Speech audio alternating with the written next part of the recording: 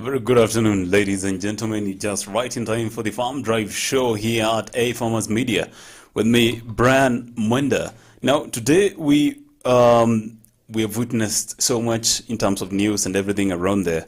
Of course, politics and everything. But today specifically, I want us to talk about how you can finance your agri-business venture.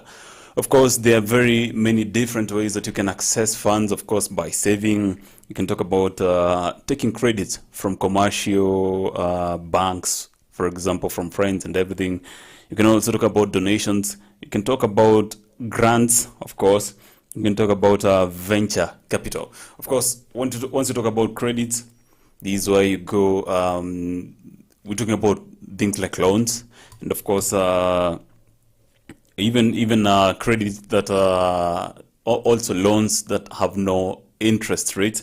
Of course, that's what you talk about credit. Donations, of course, you might be lucky enough to have donations again from family, from different people who wish you well in your venture. Of course, once you talk about grants, more of these international organizations, of course, always want to venture into your business as a way of maybe helping the society grow, the community grow, also wanting maybe even the youth to grow, the women to grow. They might bring in grants specifically so that they can have an impact on the community. And of course, grants are never paid back. Credits and loans are paid back, and donations, of course, are never paid back. Venture capital, these are, for example, you might have an angel investor, you go pitch for them an idea, they have a percentage equity. And equity is the percentage that goes back after, of course, the company goes back to the investor, of course, after the company or the business makes profits.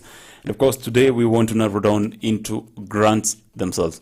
So grants, we want to break down what a grant is, and of course, how you can position yourself as an agribusiness venture to access grants from different people, different government institutions, international institutions, of course, organizations. Most recently, we've seen the World Bank finance more than 750,000 youth, of course, venture into different businesses.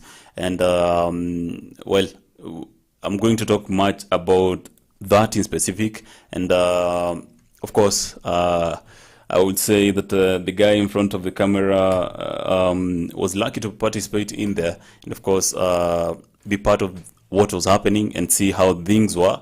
And I'll be giving you more of my own experience and also the research that I did do during the time and how you can access grants. This was, of course, courtesy of the World Bank and the national government. And of course, I'll help you position your business for the next grant. For even you can even position yourself for even the local grants that are always there. Even these must not be restricted again to grants alone, but also even positioning yourself for donations and also for credits. You know, even for venture capital, where you have an investor who buys into your idea and what everybody expects from these. Of course, this is a conversation we're going to have today. You can be part of this conversation on Twitter, on AFarmers Media, such as on AFarmers Media. Of course, you can be part of our communication today, our conversation today on Facebook, AFarmers Media, and also Africa Farmers Club. And of course, also once you go to Instagram, you're going to find us at AFarmers Media. Of course, that's Africa Farmers Media. And also on YouTube, you can love more of the content we have created. We have feature stories right there that are going to educate you on what we do as Africa Farmers Media. And of course, today, as I said, we're going to narrow down into how you can access capital from various ways, and specifically we'll narrow down into grants. Now, straight to the conversation. Now, credits, most of these people who give you credits, they will always look into the risk, how you're going to pay back the money. Their interest is not your business developing. Their interest is how much they're going actually, quote unquote, gain interest from the loan that they give you. And you know, they are also in business. And two things: they're always looking out for the way your business can grow and pay back the, of course, the agreed amount, and also the interest that comes with more of these loans, and of course credit facilities. But specifically, what credit institutions and more of these commercial banks and commercial institutions that will give you these. Also, we have seen the rise of mobile money, mobile credit platforms, of course, coming into the space for the last, I would say, the last 7 years. Of course, we have seen the digital lenders, of course, grow from different ways of pumping money into different businesses, persons. But then, you know, those are right there to give you credits. The main interest is not seeing your business grow. The main interest is making money out of the loans they give you. And what they expect from you is if you did agree that if they're going to give you maybe 10,000 shillings, what matters to them is, well, if they give you 10,000 shillings and with an interest of maybe something around 8% to 14%, of course, you're going to return this money with maybe an interest of something around cumulatively something about 2,000 to 4,000 shillings on top. That's how they make money.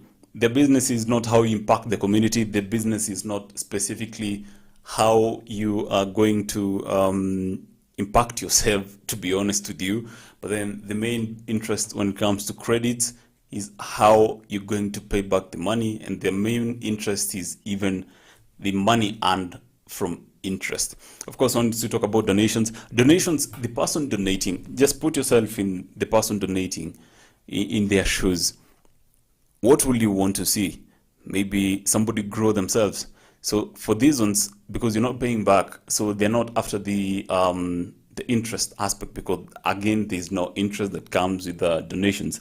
Specifically, what happens in donations, it's the impact on community, impact on yourself, and more so, donations are always for non-businesses, non-profit, I would say, non-profit organizations. And the reason for this is because donations come in a structured way that, of course, it's a pool of funds. Most of these people will come in as a pool of funds. They'll create a pool of funds, maybe from the international community, or also even locally. Of course, I'm sure you've ever participated in a donation. And more of these people will not look into more of the business and how it operates and everything. They might look into the sustainability, but then they won't care much about the money that you're making out of it.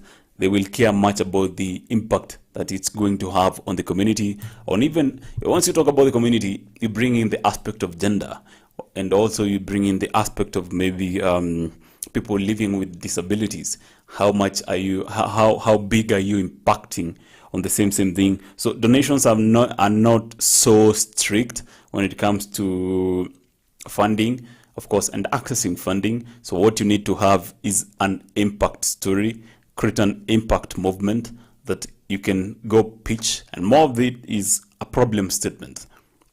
You need to start with a problem statement of how things are. Basically, everywhere that you go, apart from credit doesn't care much about the problem, the problem statement, because the main thing, of course, they do look into your business plan, but then the main thing that they look into is how you're going to pay back. On donations, they look more of the problem statement and how they can chip in. Donations are a little bit emotional. You need to create a solution that maybe you're not making so much money out of it. I won't lie to you, but more of the impact is what is being felt. On grants, specifically, what happens in grants? This is money that you're given, but is never paid back. It's never paid back. It's just like a donation, but on this case, a grant is more formal. So a grant, there will be, for example, follow-ups, of course, from the government, or even audit firms and different people who, of course, are key stakeholders in the venture that you're partaking. So in grants, it's like giving you it's like giving you credit, but I'm not going to expect any money from you. You're not going to pay. That's basically grants. Now, what do people look into grants? And specifically, actually, the people who give out grants are more of government institutions, international organizations like the World Bank, of course. You talk about the African Development Bank. They might give that, but then, as I said, commercial banks would be looking into how you're going to pay back. So they will come in as credit.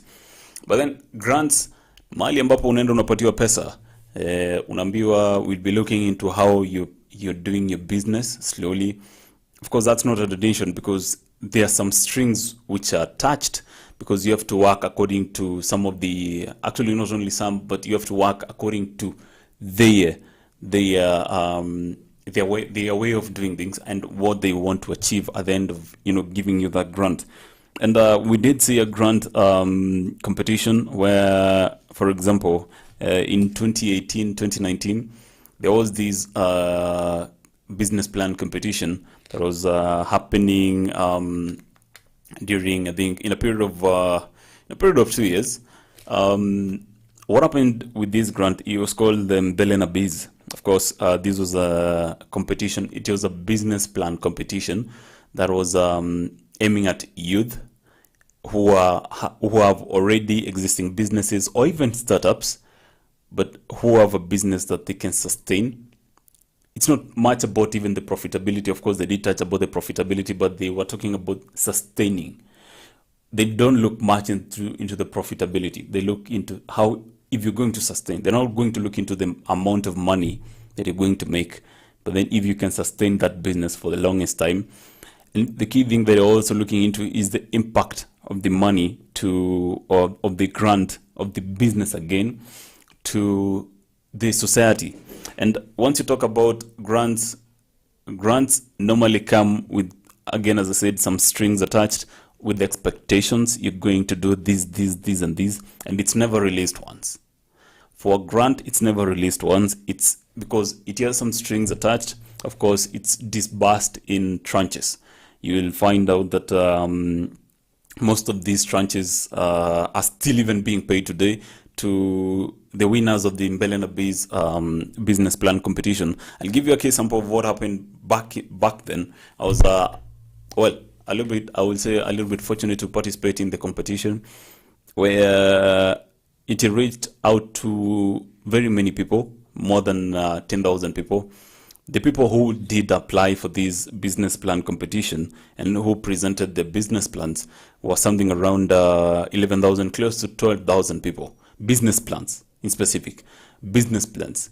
So about 12,000 business plans were presented to the national government, of course, through the Ministry of ICT and Youth, where, of course, these business plans were vigorously evaluated. And what happened is that, of course, there was an issue about 2,000 people, 2,000 business plans that were given a shot. But then again, now there was the final. They came up after the 11,000 business plans that were presented. They got rid of some here and there. And then they came up with a list of 1,000 and something, 1,800, I think so. Actually, 2,500, if I remember well. Now from there, these people are contacted and told that now we're moving forward with you, but then you have to write now a concrete business plan. Now, this concrete business plan had key factors that we're going to talk about in just a few, because how things used to happen here is they now started looking for very narrow, I would say very narrow expectations, or even very narrow concepts. Where, for example, if you're being asked about the impact to the community, exactly how practical is it? Of course, how your business is going to thrive, and of course, even, for example, how many women are you going to employ in your business? That's the impact to the community. And again, in grants, you're going to find out that more of these grants are offered by international organizations, and most of these international organizations are always plowing the money into different businesses with an aim of strengthening the community. And once you talk about strengthening of the community, they more of look into the gender and age. So you're going to find out that they're giving young people, and if actually you're a lady, you have even better chances. And actually, if now you're, of course, now a startup or even an already existing business, it's even more and more chances. But specifically, later, out of the, I think 2,500, actually, I think 2,500 business plans that were arrived at, they came up with 7,500 or 750 people that final business plans that were funded either 900,000 or 3.6 million. So specifically, I'm going to take you through how things went. But then again, before I can go there, we cannot leave out the venture capital. Now, the venture capital, you're going to find out that maybe they are angel investors where you can go talk to them and tell them that, for example, I have a business plan here, I have a product, but I don't have the capital to push this product. Now, the welfare of the business, because what they do, they pump in capital with an exchange for equity. Equity is the percentage that goes back to them once your company makes net profits, not revenue, net profits. Now, what happens is if you have an inventory or if you have, for example, a product in your hands, they look into every aspect of the business because they always take that business, like part of them, they take up, it's as if it's their own business. So they evaluate it from the problem statement to the market, of course, to even how your pricing plan. They also look into your understanding, of course, of the market, as I said. They also look into, they don't care much about the community impact, the social impact that you're going to create, but then they look into, for example, your financial, the key thing that they look into is a financial statement or financial plan. What comes with it is because they are here for money. You don't pay back their money. That's the funniest thing now with venture capitals. You don't pay back money. But what happens is the amount of money you're going to receive is going to specific organs of where where you pitched for. So, and everything that you're going to look into, we're going to look into sources of your own capital in your agribusiness venture. Might be credit, donation, grants, venture capital. You're going to outline how you're going to make use of this money that you're being given. If it's a venture capital, you're going maybe to expand your logistics. Maybe you're going to expand. You're going to buy more raw material. You're going to upgrade your inventory. You may be going to, going to expand your marketing capacity and everything around there. So specifically now I want us to look into grants. Grants, as I said, this is money that comes to you without the expectation of paying back, but then there are strings that are attached to grants. Strings are the impact of the grant, of the people issuing out the grant, the impact they want to have at the end of the day. They don't look much about the amount of money that you're going to make, but more the impact that you're going to make to the society and even to yourself. It may be reducing poverty levels in your community. So they might look into how many people you're going to employ. In credits, they don't look much into that. In angel investors, they don't look much into that. In donations, they might a little bit look into that because it's more of socio-economic based. So of course, we're going to look into narrow down into grants. Sorry, and of course, once you talk about grants, you need to come up with a business idea. Show the viability of this business idea first, and the main thing, even before we can break down all products, we can look into business formats, the risk that is involved, financial statements, and everything. The basic thing with a grant is the fact that everything starts with a problem. that you're going to solve. Even in credit, there must be a problem, because that's why they look into the risk. Many businesses are never given capital. Maybe they're never given even loans or credits by commercial banks, more so for some reason. Risk is the biggest problem, because they look into this. Is it a startup? Not very many startups end up being given money, because that's risk right there already, being a startup. What they believe in is the ability for you to pay this money back is by assuring them that the business will run the right way. And the business running the right way is you having the experience in the field that you're already in. And it's really interesting how more of these these people give credit, look into the old situation. Most of commercial banks, they look into, of course, if it's a startup, they hire the risk, of course. For example, if you have not marketed your product yet, that's another risk, because they don't know how the market is going to receive you. Of course, market reception. And again, above that, do you have even extra credits? Because that's even higher risk, because, well, you might plan yourself well, but a few things here happen. Even the current situation in credit, maybe you're in the middle of COVID, and at some point these credits might not be given much. Even if we did see people give out more credits, is because people needed them more. But then what they did is that they wanted to give out more, but not to starting businesses, to existing businesses which has ability to grow and grow. Maybe if you're doing PPRs, COVID PPRs and everything, and of course protective, those are protective equipment during this time, maybe masks, maybe sanitizers. Of course, that was a very highly the products were in high demand. And of course, commercial banks did venture into this, but specifically they were not much of giving money out to startups. They were giving money out to businesses with less risk. And once they talk about less risk, I've said businesses that are already existing first, so they understand your financial statement and how it looks, money in, money out, of course, cash flow, how it looks, and if you have the ability to pay back. And of course, to attract more of these businesses and more of these loans, they did reduce the interest rates.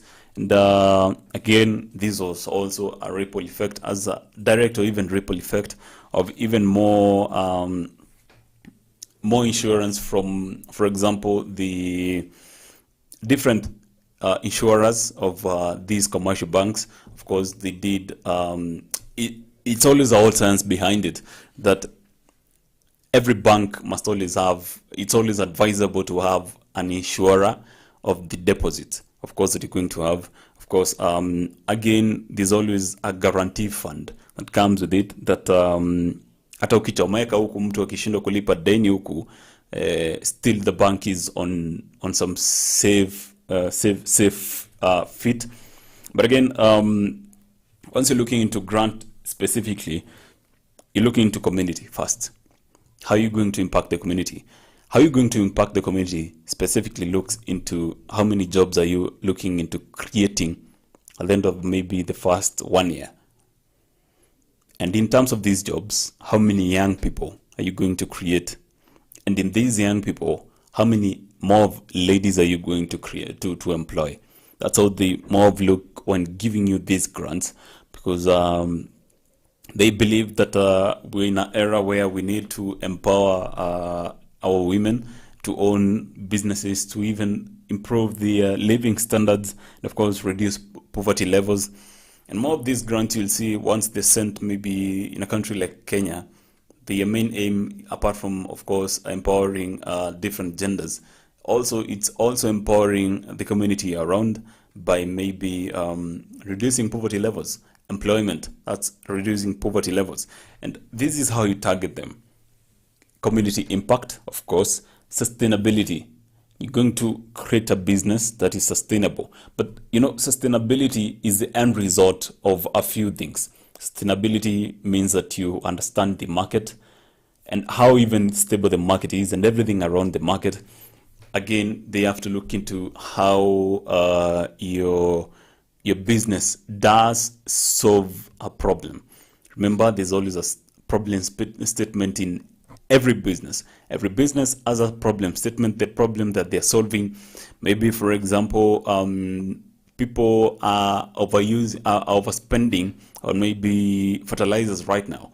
And if you're willing to manufacture fertilizer that's cheaper, of course, without compromising on quality, people will always invest in such a business. And the reason for that is because it's also going to help even farmers around to enhance food security. And again, more of this is also, as I said, is more of the impact that you're going to have from the problem statement to the impact, even providing a solution.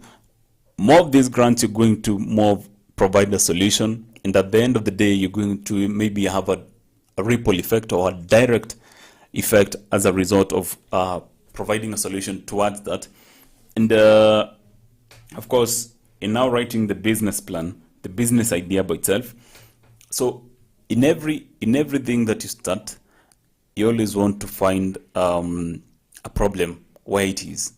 As I said, maybe these high prices of maybe fertilizer, and of course, maybe we are facing a problem with, for example, people are not accessing water where residentials are. For example, there's no food somewhere. Again, that's a problem statement, and you need to clearly define the problem statement.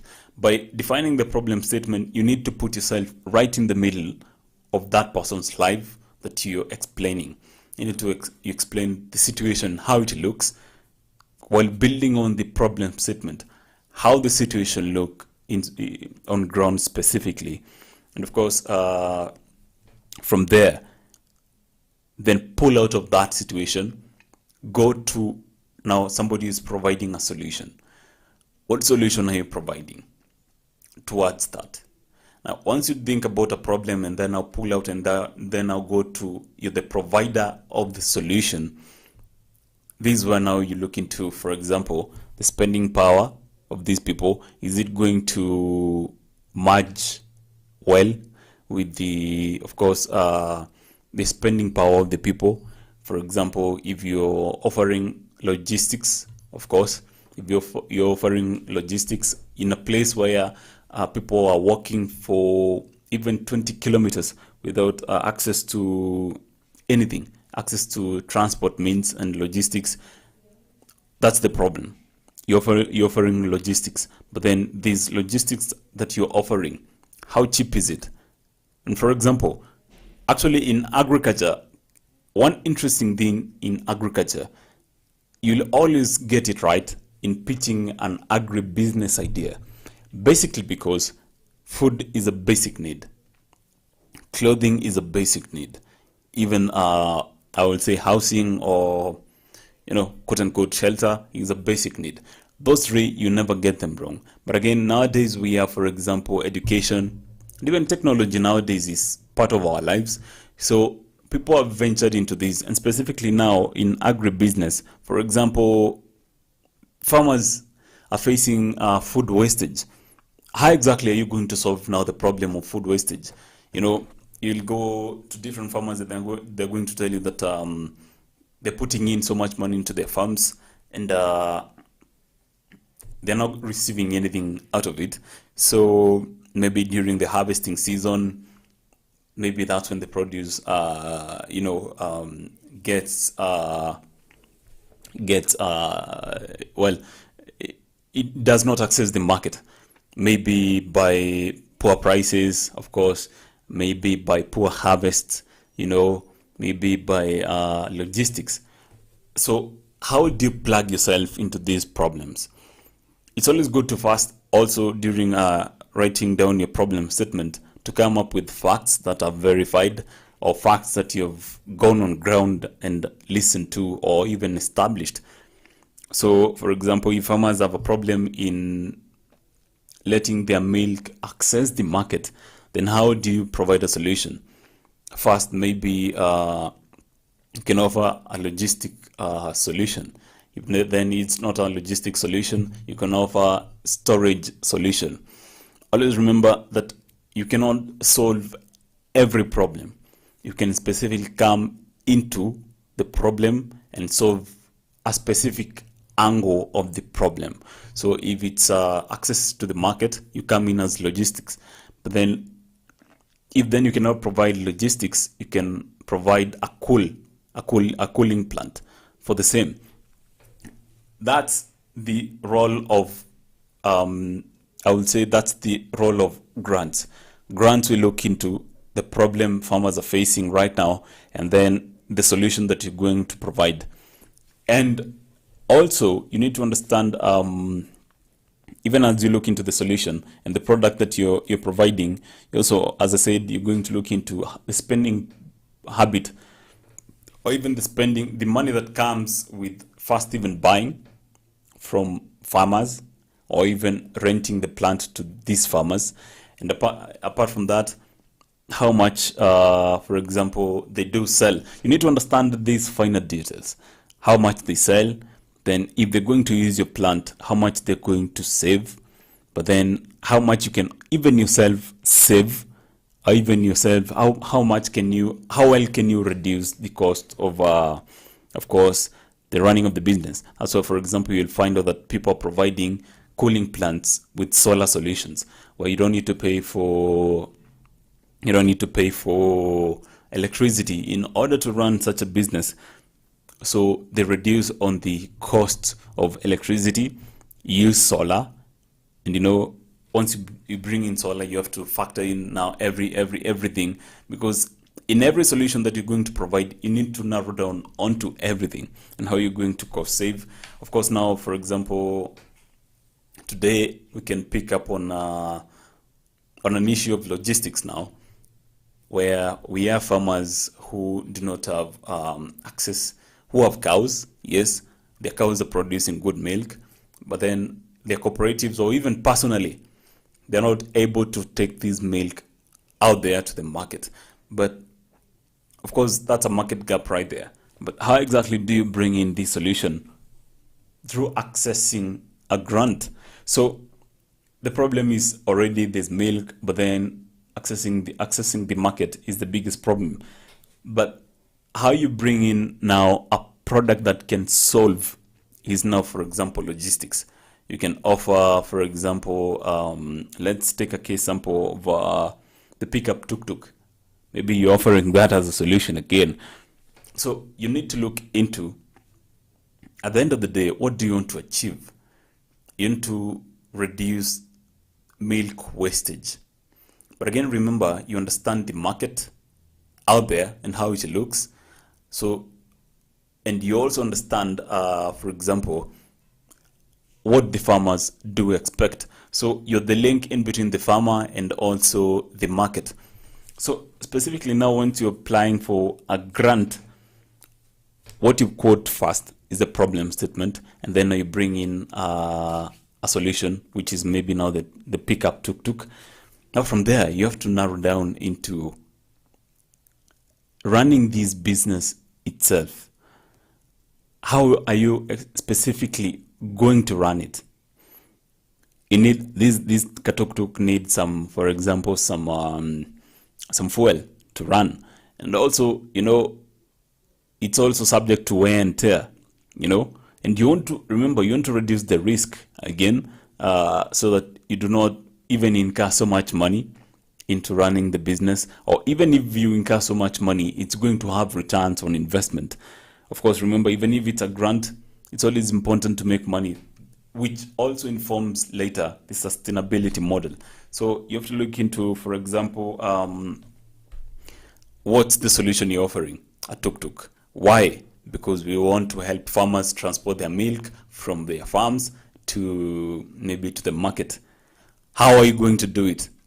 We're going to pick up milk from different farmers. So how are you going specifically to do it?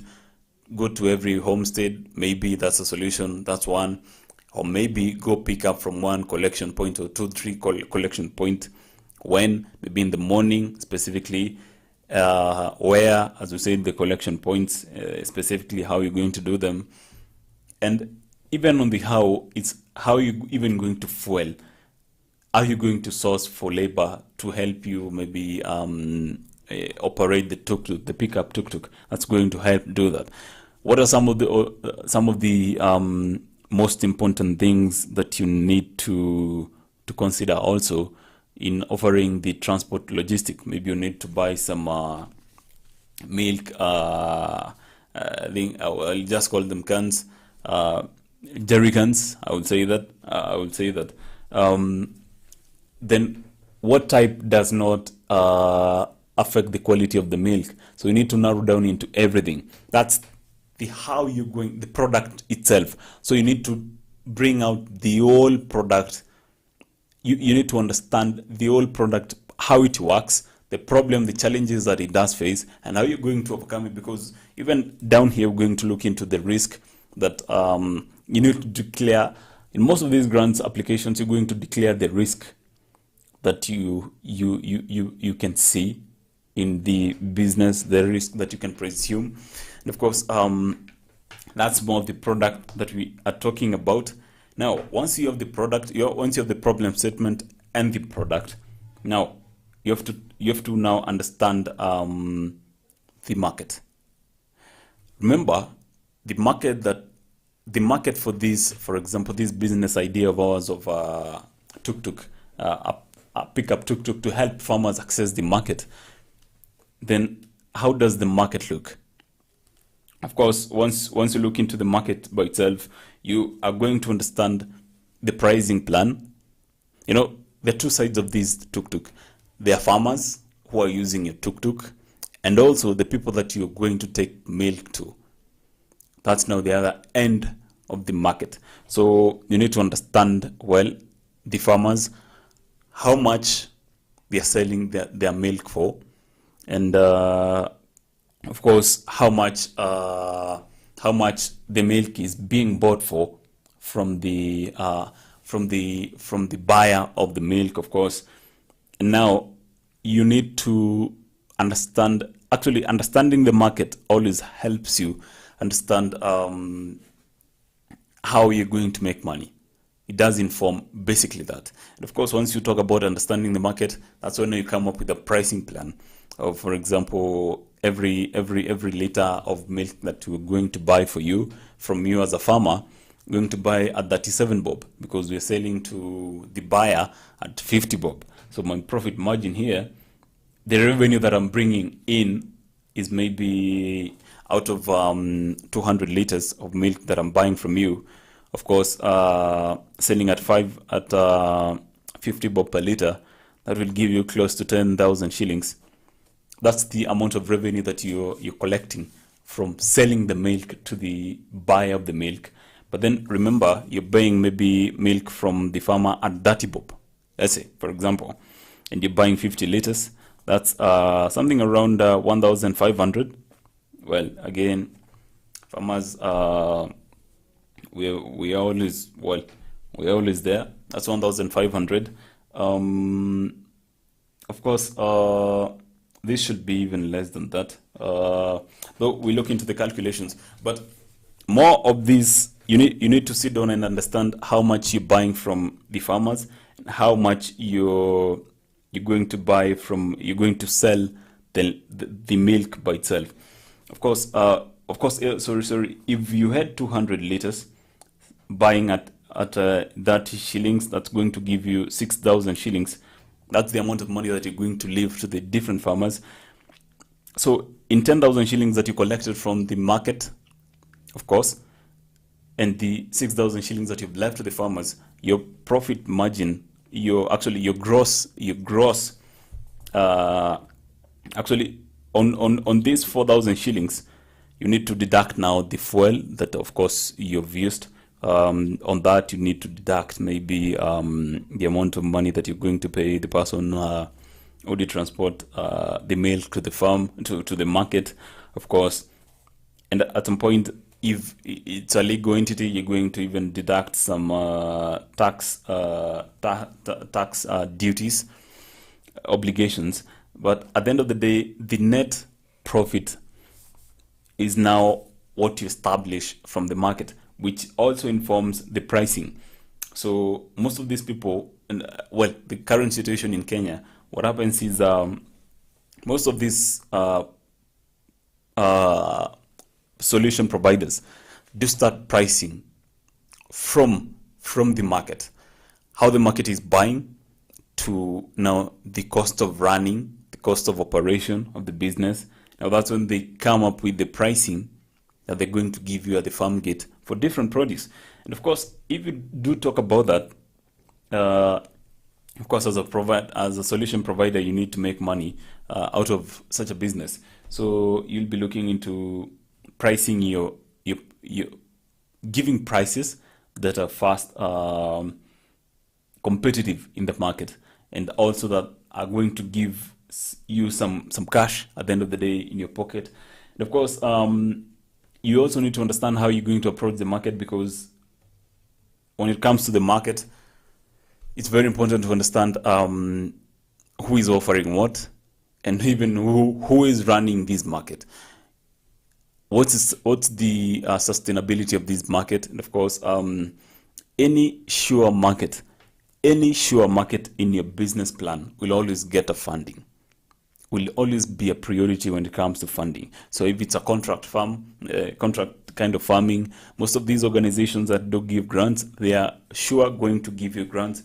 And of course, that's the whole issue of the market. We're going to specifically look into it in just a few. But then I'm reminded to tell you that even during this period where we're preparing for the long rains that are coming in, we are reminded that it is right now is the right time to look into ways that we can start preparing ourselves even for the long rains early enough by seed, maybe seed multiplication, seed treatment, and everything around that. But again, remember, while the long rains are close to here with us, we're going to expect some waterlogging cases that are going to happen. Of course, even right now, we have problems with rains. There's not enough water countrywide. So how are you going to help your crop adapt under such situations? It's always recommended that you might have a good water retention strategy.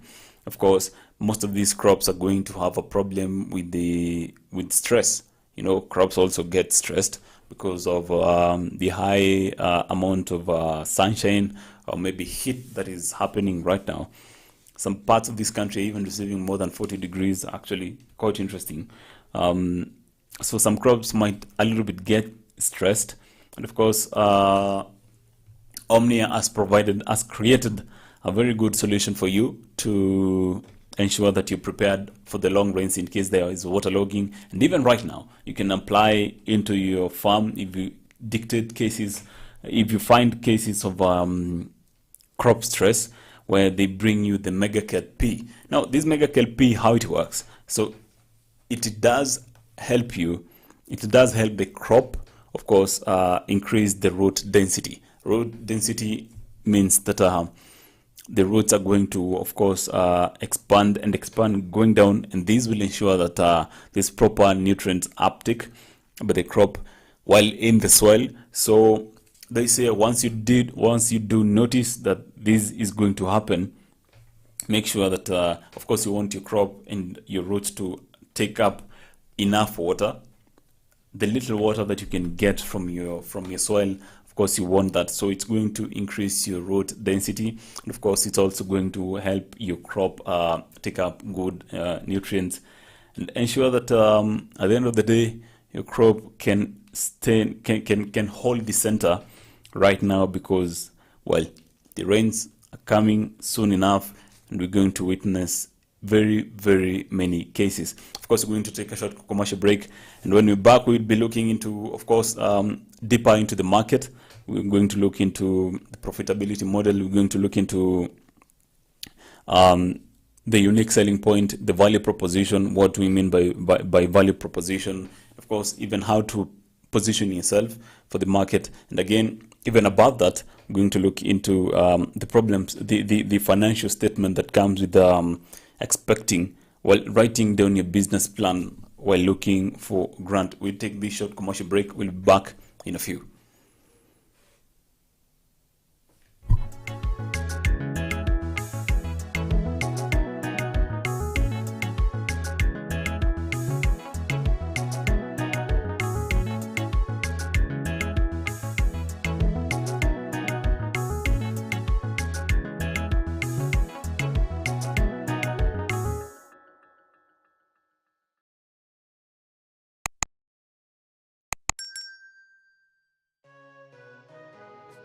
Eggplant is an elongated shaped and dark purple fruit, and its leaves are large, ovate, and slightly lobed. Eggplant is a perennial crop but grown commercially as annual. Eggplant grows best in well-drained sandy loam or loam soil. The soil pH should be between 5.8 and 6.5 for best growth. Eggplant requires a regular watering and steadily warm growing conditions.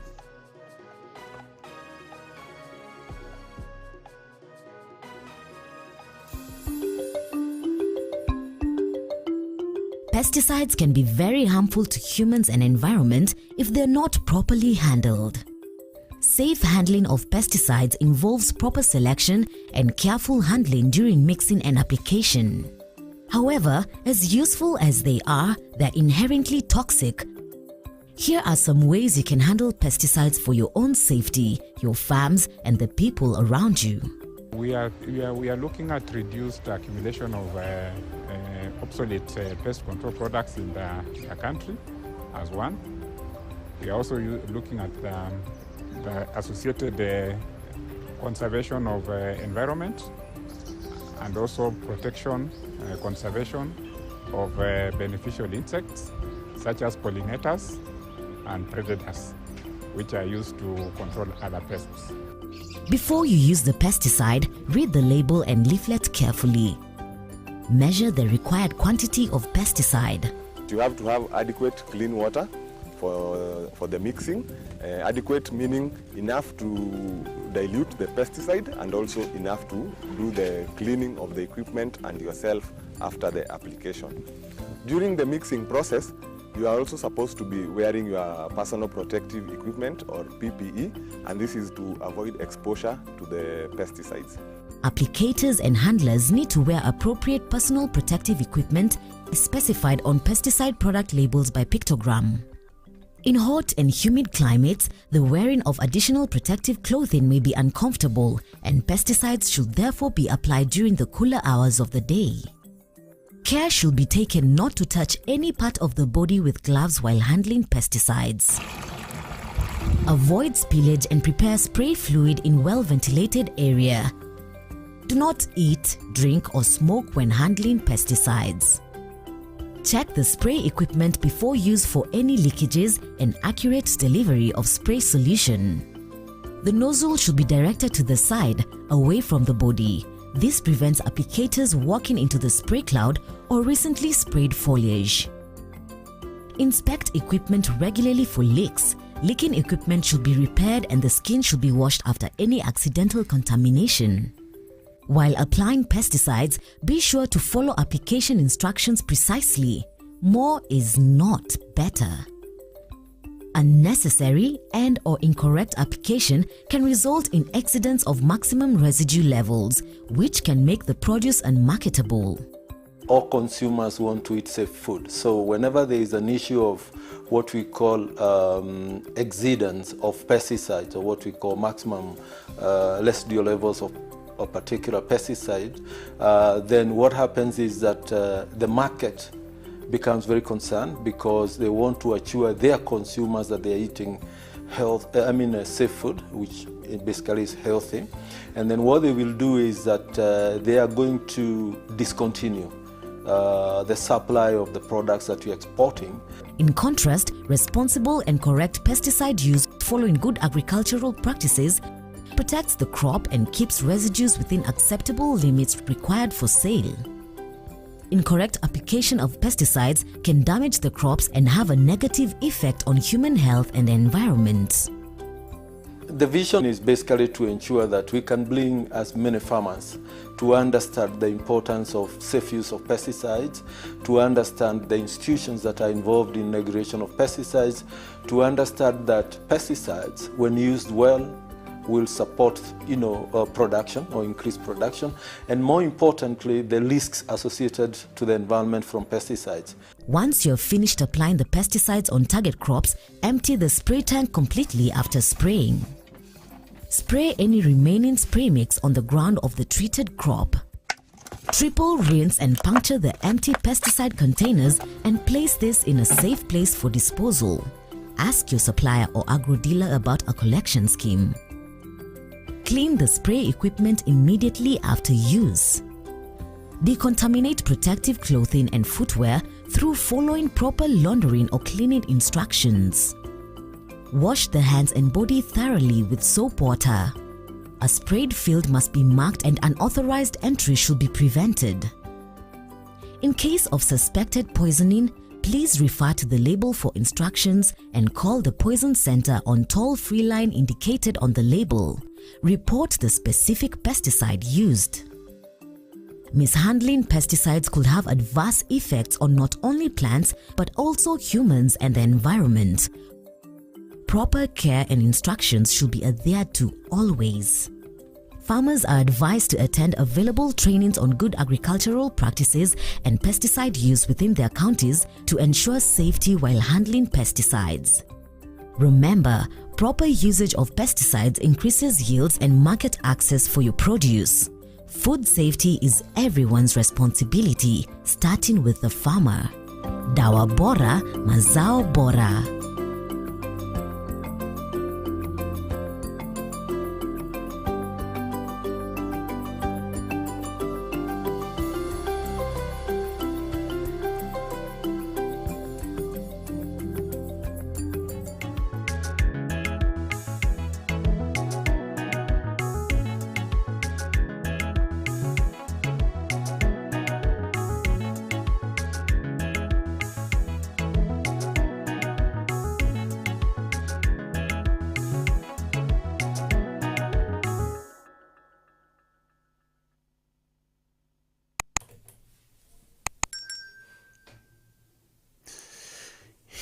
Welcome back to Farm Drive here at AFarmers Media with me, Brian Mwenda. Of course, welcome, to the second half of this show.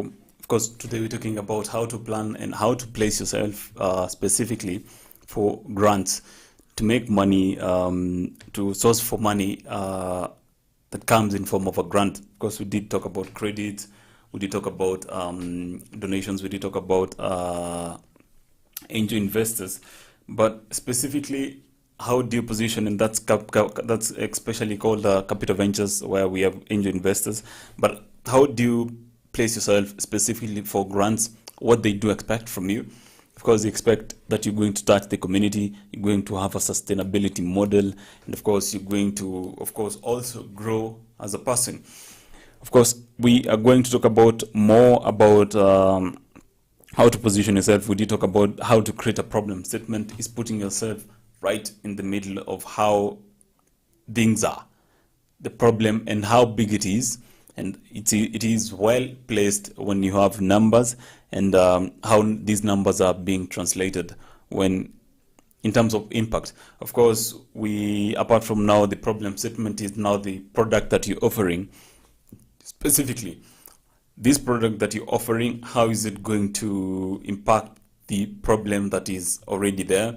And of course, in terms of impact, they look into, can people afford that problem? Is it sustainable? That solution, is it sustainable? Of course, are people out there, apart from providing that solution, are other people going to benefit, maybe in terms of employment? Even ladies going to benefit?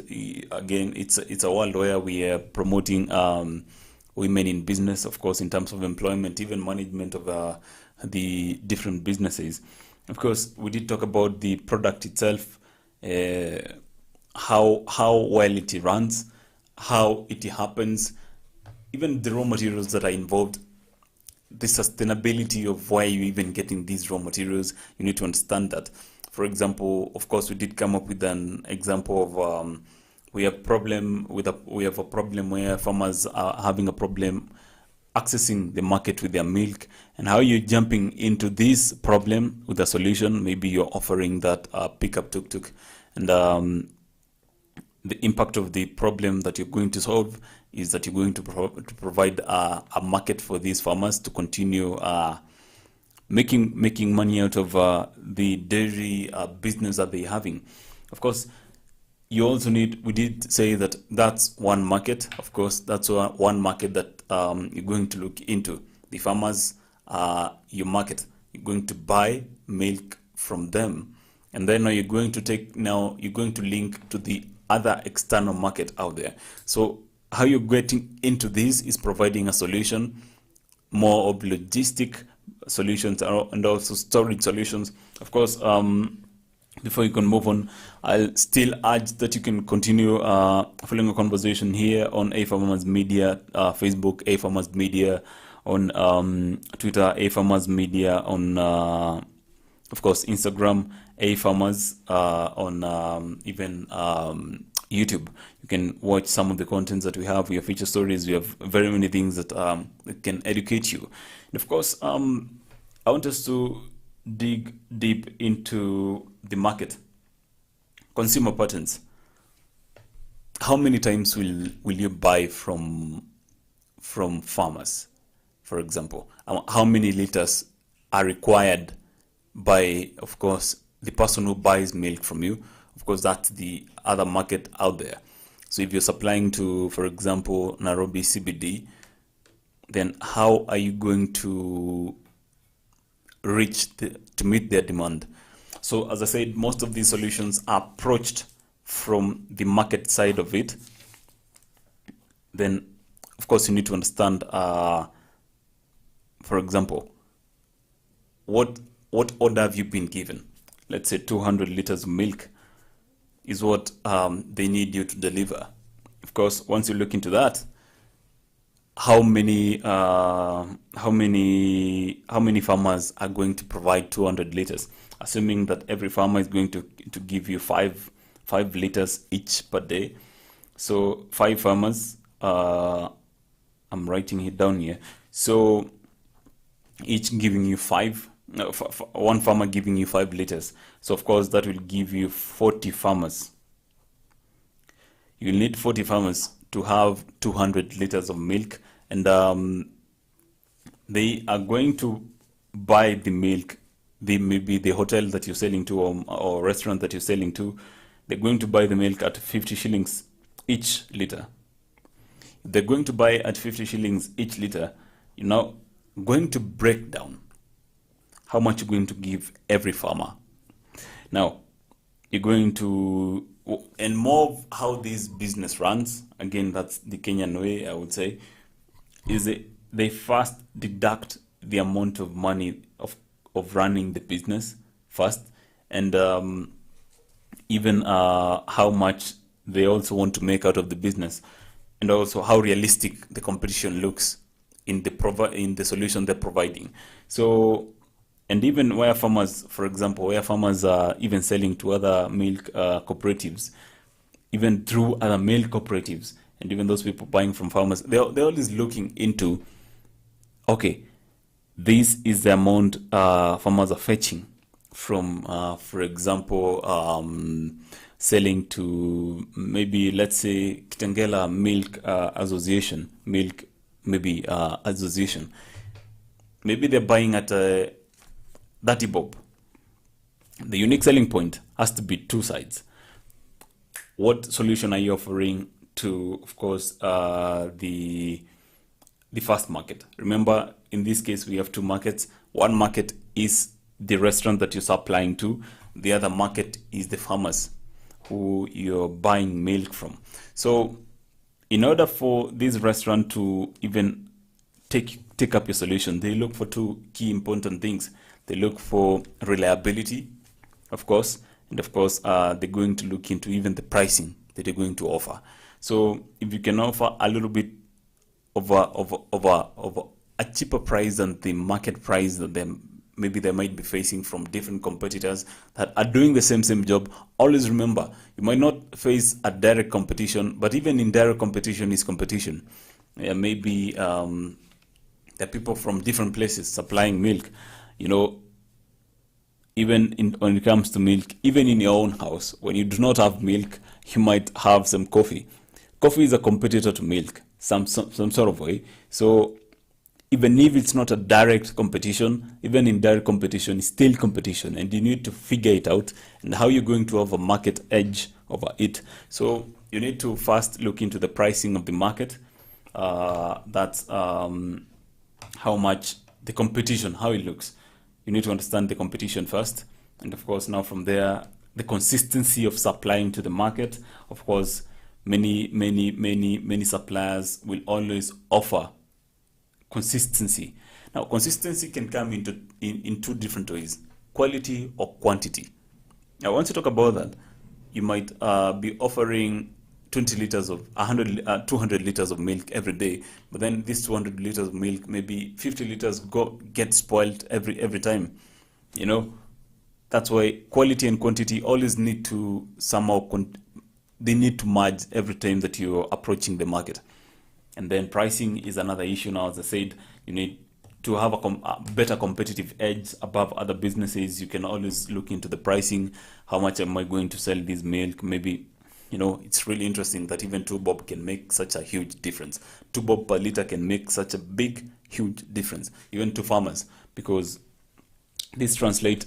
Farmers always, even 1 coin will always make a difference to them as long as every factor is held constant. So once you understand the competition that you're facing out there, and of course you understand the pricing, it's always good to also understand how of course the consumer patterns.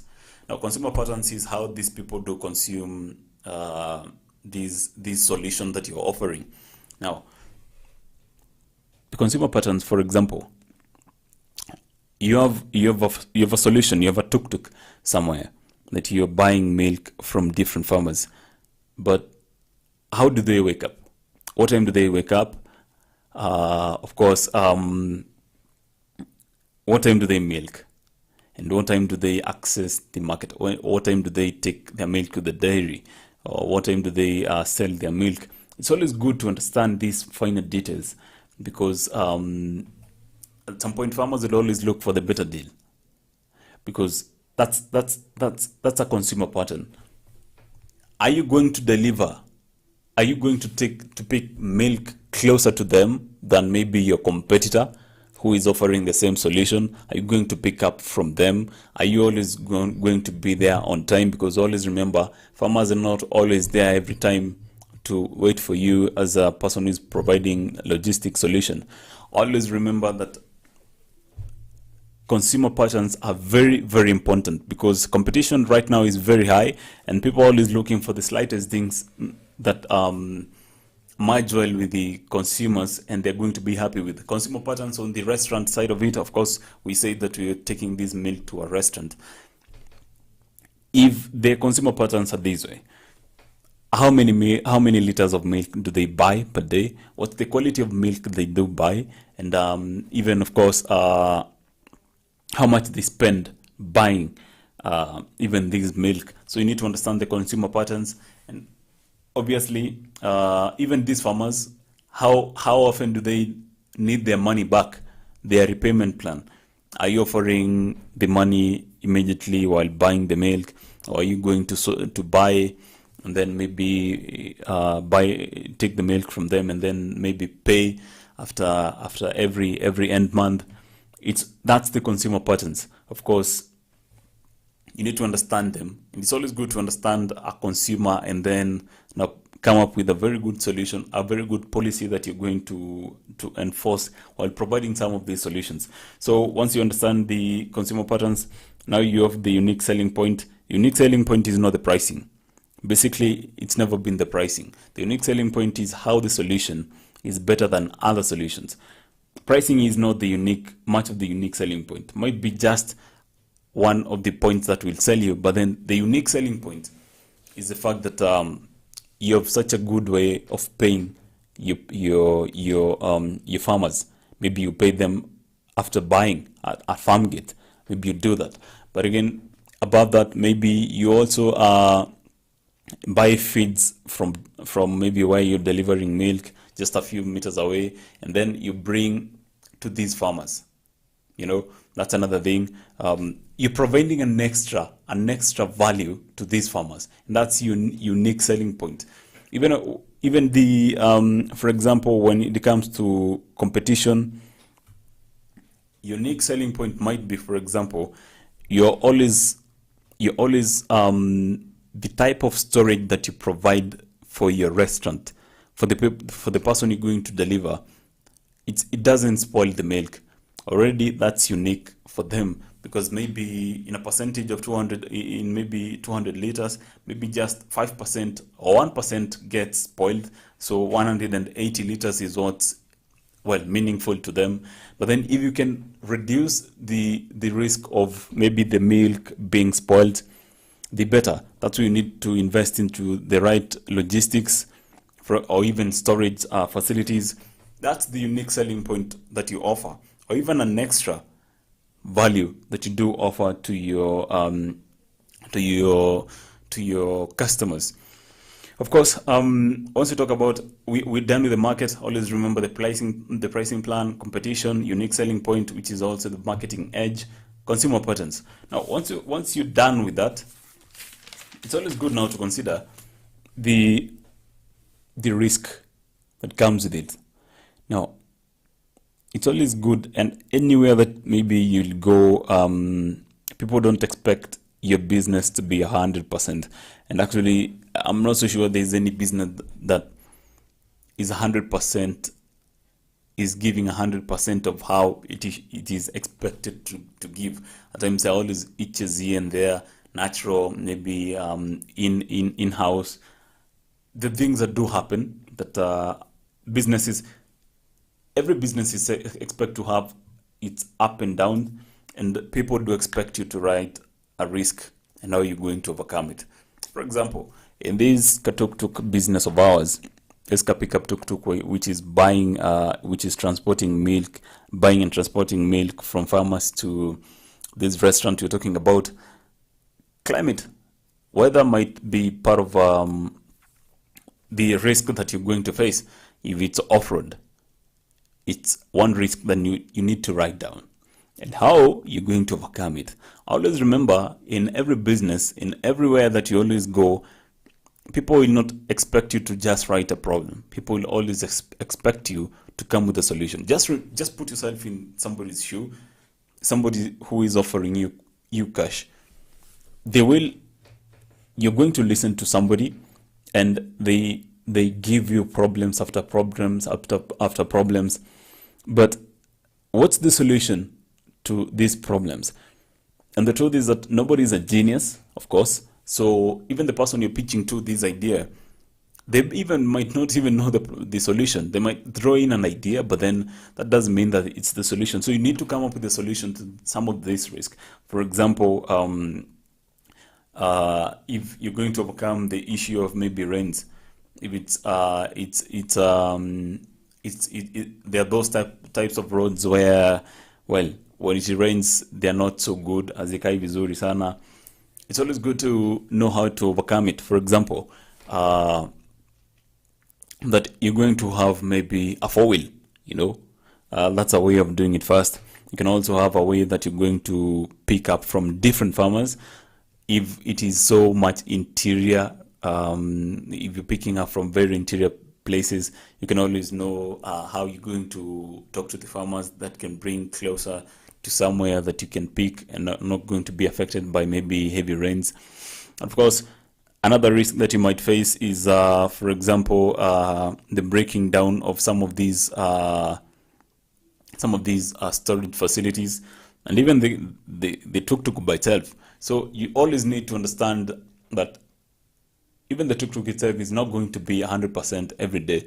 So one day might be, well, the engine is not doing so fine. Maybe, well, the seat, well, was something happened to it. Shocks, maybe something happened to them because maybe you're accessing, some of these roads that are very rough. Exactly how you're going to find a solution to this is you need to explain, for example, the wear and tear solution to that. So maybe you've a way first. They need to look into other spare parts close to you that are not going to affect the running of the business in case the tuk-tuk fails at that day. So it's always fair enough to write down that you expect some of these problems, but then the solution is that we have a spare part shop that is somewhere just close to where you are. Even petrol by itself at some point might run out, of course, but then that's an issue of even planning yourself right. But then every problem that you're going to face, you need to provide a solution, and don't let it hanging. Don't just leave it hanging. It's always very important to provide a solution to some of these problems on your business plan. Remember, this is somebody who is giving you money and expects you, in case of any challenges you're going to face in a business, you can overcome them either way. So of course, once you have the risk right there and how you're going to overcome them, now how are you going to use these funds? Is it buying the tuk-tuk? Is it positioning yourself? Is it doing your research? Is it doing your research specifically to understand how milk prices are being, how your competitors do their own business? You're going to incur costs on that. Of course, there's always cost on research. There's always cost on, there's always opportunity costs of maybe looking for employees and stuff. Even there's always the one-off cost that you are going to buy, for example, the cost on inventory. If you're going to buy this tuk-tuk, it's one-off cost. You're going to give it just maybe one time. And then if you're talking about buying the cans that do carry milk, that's one-off cost that you're going to buy, you're going to use. And of course, this is now the miscellaneous expense, the recurrent expenditure that you're going to use, of course, every time. Maybe it's repairing. How often do you repair your tuk-tuk? Maybe after 2 months, after 1 month, you are needed to have a license for carrying this milk. Again, maybe you needed to have a license for even from health to, of course, carry, of course, the milk, or even the tuk-tuk by itself, by, of course, the National Transport and Safety Authority. They're going to expect you to have maybe a few licenses here for commercial purpose. Of course, you need to factor in that recurrent expenditure is what you incur every time. That is maybe the cost of repairing your tuk-tuk, maybe after 1 month, the cost of oiling a tuk-tuk. Maybe you're going to pay somebody who is going to more drive or ride the tuk-tuk. Remember, we're talking about a pickup tuk-tuk. So it's the one being used to get into the interior places to buy milk from these different farmers.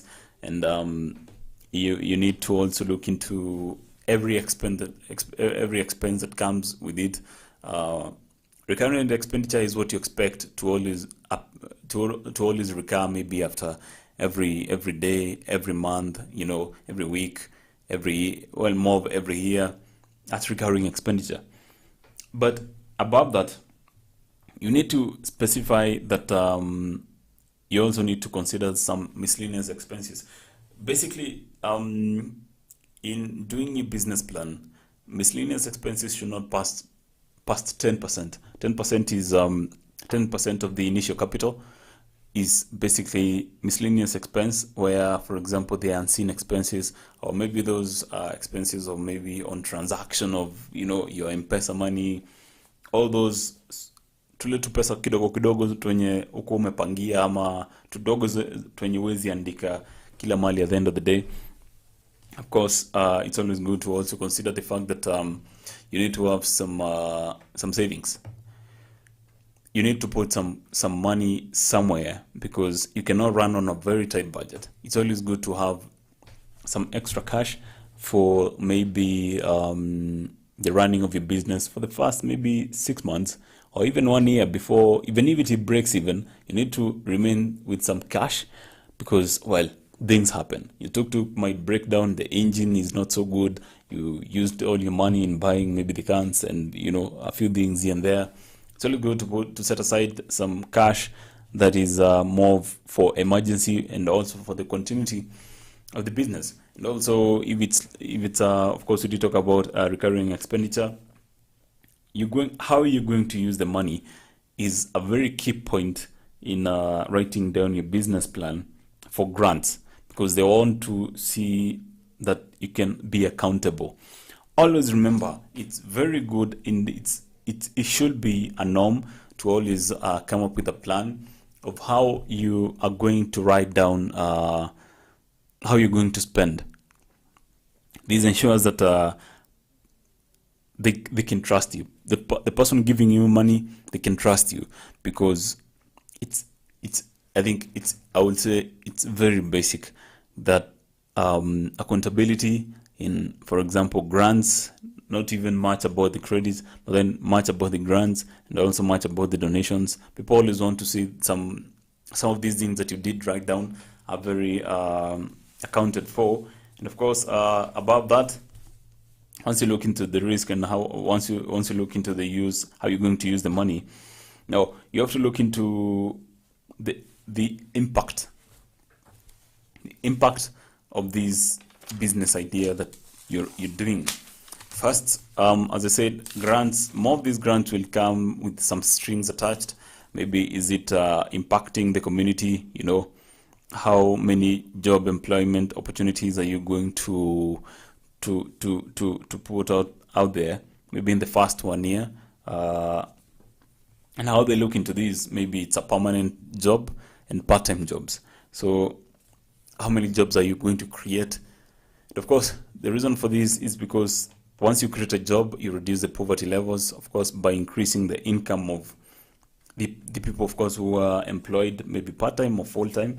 It's always good to also document this impact, the community impact or social impact.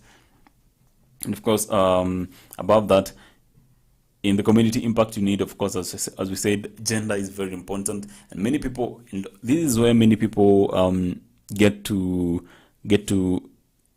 win.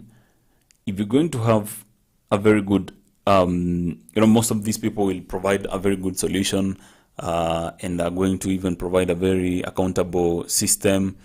But then where you can easily beat your competitor once everything is constant is even the type of people you're going to employ. So if you're employing a person living with disability, the higher chances. If you're going to employ young ladies or young women, even the higher that you're going to fetch. And if you're going to employ youth, you'll always fetch higher credits or higher scores, because some of these things will be put in a business plan competition, and they're going to compare and contrast and see what works, because as I said, most of these grants come with strings attached, and they want to make the highest impact possible. So sustainability. Now, once you talk about sustainability, as we said, you can always buy, for example, you'll always be able to buy raw materials sustainable in terms of quality and quantity, and the pricing is always okay. The pricing is not haitayumba sana. The pricing is predictable. The pricing of your raw materials, the pricing of your products need to be predictable. If then they're not going to be predictable, they call it risk, because even the consumer is not going to be happy about some of these things. And of course, we're going to take a very short commercial break. But before then, once we are back from the short break, we're going to look into now the financial statement or the financial plan, where we're going to look into, of course, how much you're going to use on the inventory, how you can plan yourself for the cost of production, how you can plan yourself when it comes to, more of the cash flow statement, net profit, gross, and maybe if you have tax obligations and how they're going to impact the general amount that you're going to write down at the end of the month. So, of course, this has been very key in people getting grants. Very many businesses, by the way, in Kenya have been started through grants and donations. And these are very key, important things that they look into.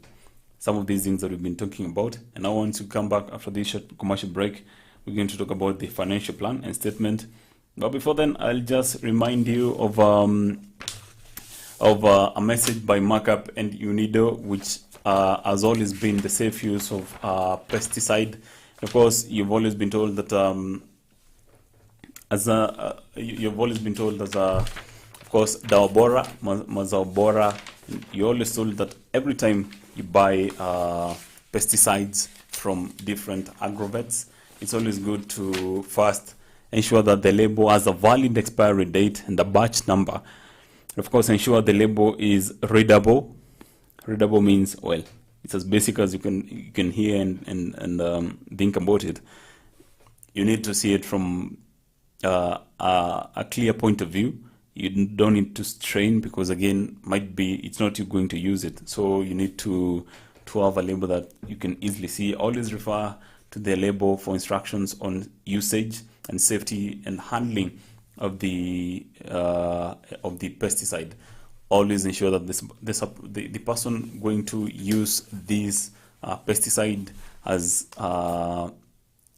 referred to the label, because these labels always ensure that first you're using the right type of pesticide and also the right measures of this pesticide. Always remember this message has been brought to you by UNIDO in partnership, of course, with the Markup. So we're going to take this short commercial break. We'll be back in a few.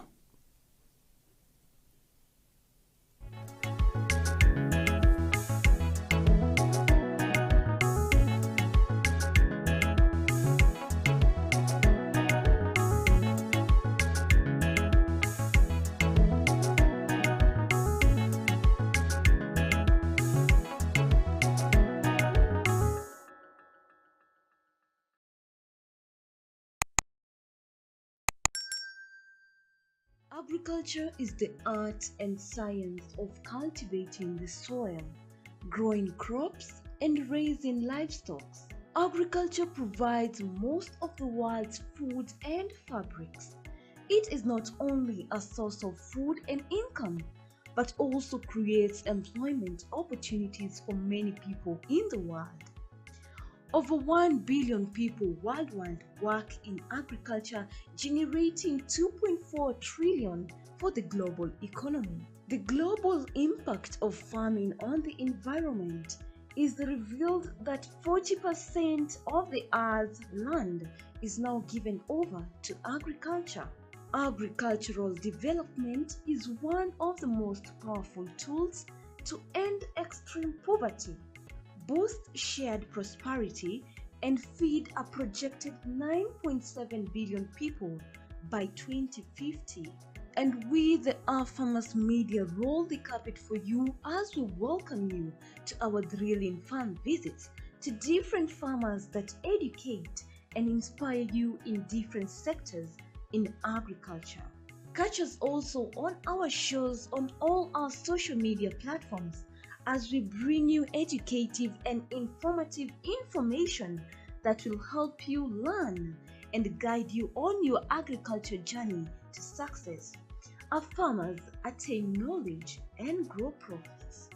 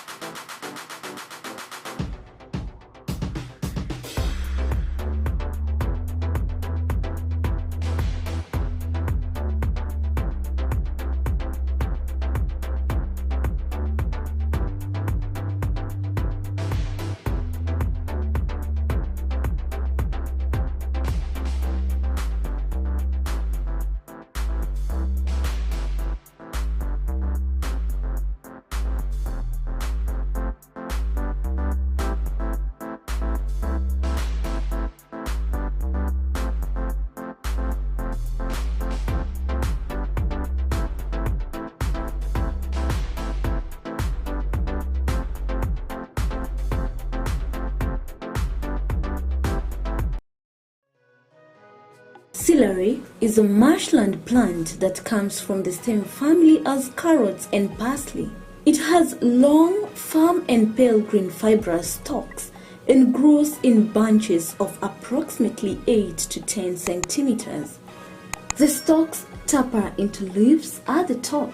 When planting celery, it's best to ensure that the soil is enriched with compost and with a soil pH of between 5.8 to 6.8. It is also important for celery to grow in moisture-retentive soil. Lastly but not the least, select a site that receives full and direct sunlight. Celery needs about 130 to 140 days to mature between seedling and harvest. Growing celery is generally considered to be an ultimate vegetable gardening challenge. It's easy to grow, but has very specific needs.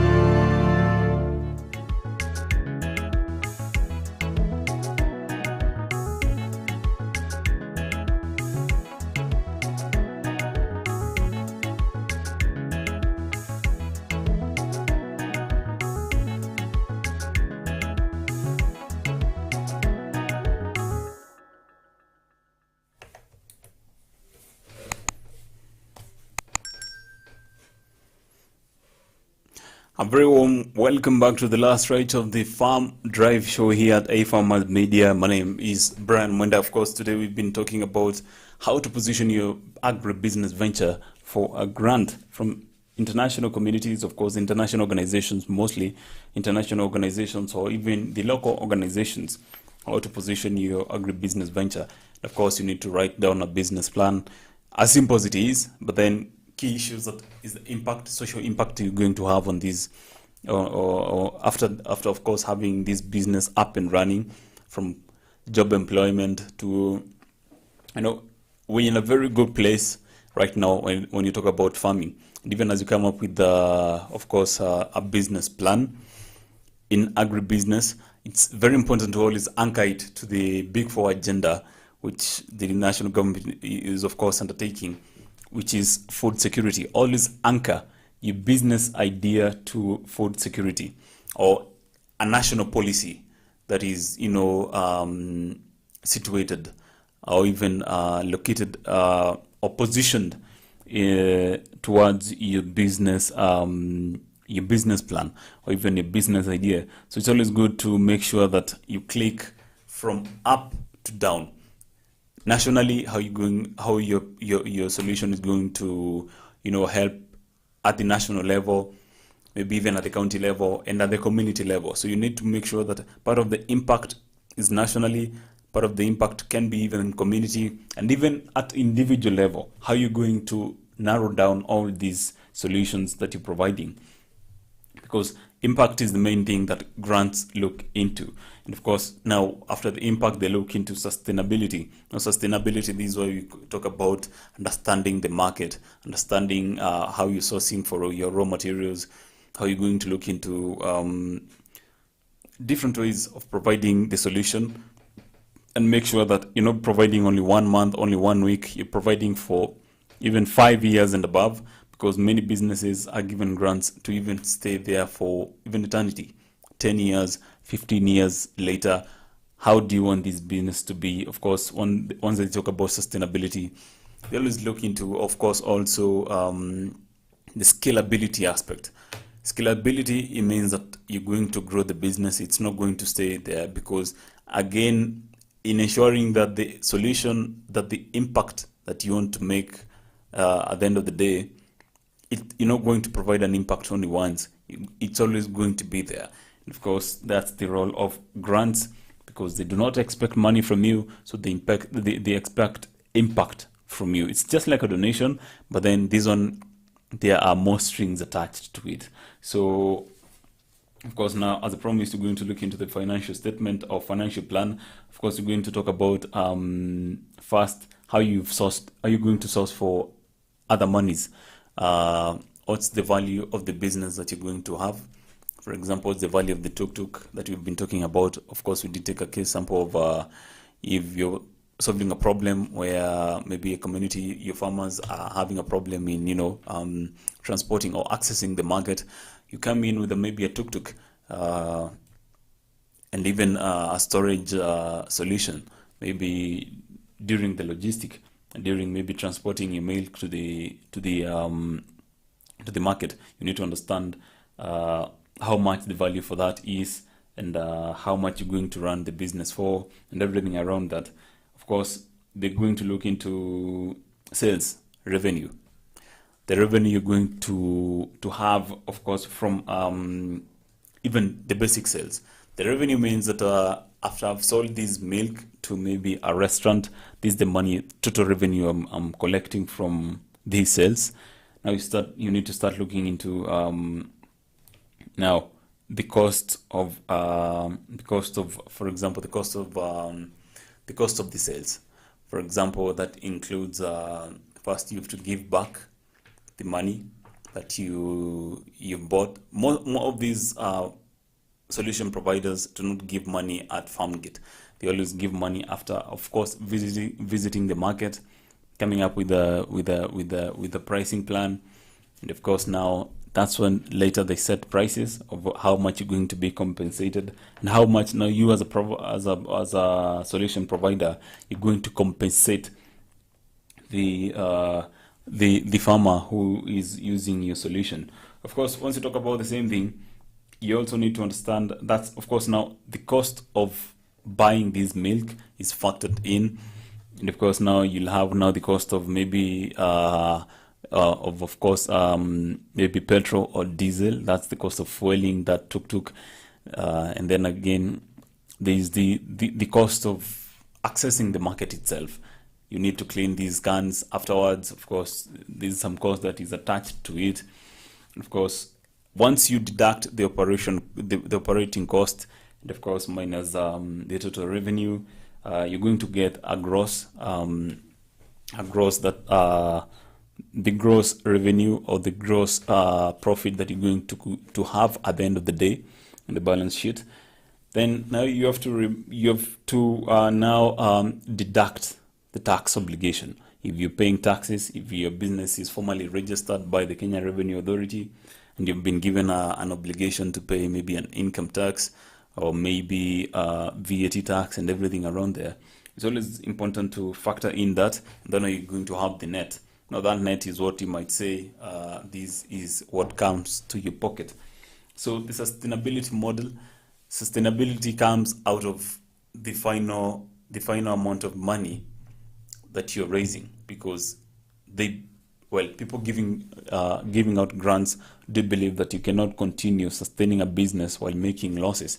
So that's where they look into the sustainability model of how you're going to sustain your business. So impact, sustainability, of course, scalability. Are you going to grow even past that? And of course, above that, accountability. Accountability is very important when accessing some of these grants. Make sure that you have proper records of how you're going to use this money. And of course, you can always be open to audits. Well, you should be open to audits so that you can access even more grants, or even you can access now even better credits, because these grants, the good thing about grants, they do not discriminate startups. But then when we talk about credits somehow might discriminate you because of the risk. Remember, grants do not look much into the risk, but then they look highly at the impact, and also sustainability, and also scalability. So after that, now you can build up to a credit. You can look now for a credit facility, because again, now you will be in a business already, in already existing business. Now, an already existing business stands a better chance once you go to source for money from maybe commercial banks. Now, they look into your business plan. They'll see that you've been making sales. They look into your records. You've been making sales. Yes, you're already existing business, and you understand how the market looks. Of course, you've been supplying to the market for at least 1 year, so they can look into that. Then maybe they can look into even the structure of the business. So have you been able to maintain this business? Well, it's very important to understand that even in writing of your grant application, you need to ensure that your business format is it's very well located, very well indicated, because business formats can take you down, or can bring in politics, or can even make sure that you grow even better and better. Of course, the structure of the business, from maybe if it's a partnership, how you're going to, is there a partnership deed to make sure that in case of anything that happens, there's a continuity of business, that still the business is not affected by any changes that are happen during the leadership, maybe wrangles or something. So they always make sure that your business format is well indicated. Of course, the structure of your business is well indicated. So once you go to these commercial banks later, grants are very good once you want to start. Then now you can grow to, for example, commercial banks. You can even grow to even venture capital. Remember, we said these are more of angel investors. You go pitch a business, tell them that I've been here, I've been doing this. And actually, very, very many venture capitals always do not invest in startups. They always want to somehow reduce the cost, the risk that is involved in a startup, by investing into an already existing business. So once they come in, they are able to foresee how you're already making money, first understand how you're making money, and foresee how their impact into the business can be by pumping in the right amount of money. So once you have all these factors considered, you can put out your business plan out there, or your grant application out there. Make sure impact is the first thing. Second thing is a problem. Of course, problem statement is more of the impact that you're going to have after providing a solution. So sustainability, scalability aspect. And of course, it's always very good to, as I told you, one of the biggest secrets that you can have while doing a grant application is make sure that you're providing a very good solution that is community based, or even nationally. It's based nationally, from the national level to even at personal level. Always ensure that you can reach the highest, a higher number as possible when looking for a grant. While looking for credit, always ensure that your business has less risk, because that's how they're going to look out for sustainability of paying back their interest, or paying back their money, their loan. Once, of course, you're looking into angel investors, is how promising are your numbers in terms of money, because they're 100%, they're always there for money. For donations, always make sure that there's accountability in how you're going to make sure that these donations are always there. Of course, today that has been the basic presentation that I've had. Of course, from my own experience first, to also the research that I've, of course, I've been involved in while looking into how you can position yourself for a grant out there, and even different other forms of businesses and other forms of sources of capital for you and your business. Of course, this has been a very good conversation for me, and I hope it has been a very good conversation for you. And before we can close this show, I'm reminded that we have a proverb of the day, which it is going to be, it's already right there. So it says that do not judge a book by its own cover. Do not judge a book by its own cover. I'm sure these we have always heard. We have heard it from different people at different levels while we're still young until right now. It's always good to always first understand everything by how it looks, and maybe if you want to continue with the process of judging, you can judge later, but then it's always good to first understand the concept, understand how things are first, and then you'll always be safe. Of course, from me, I would say thank you very much for listening and being part of this conversation. And I hope today you can write down a business plan and a grant application, and make sure that you start your agribusiness venture or even grow your existing venture. So from me and the team that has made this show happen, we say salute and thank you very much. Until tomorrow, make money and of course consume as much information as possible. My name is Brian Mwenda. See you tomorrow.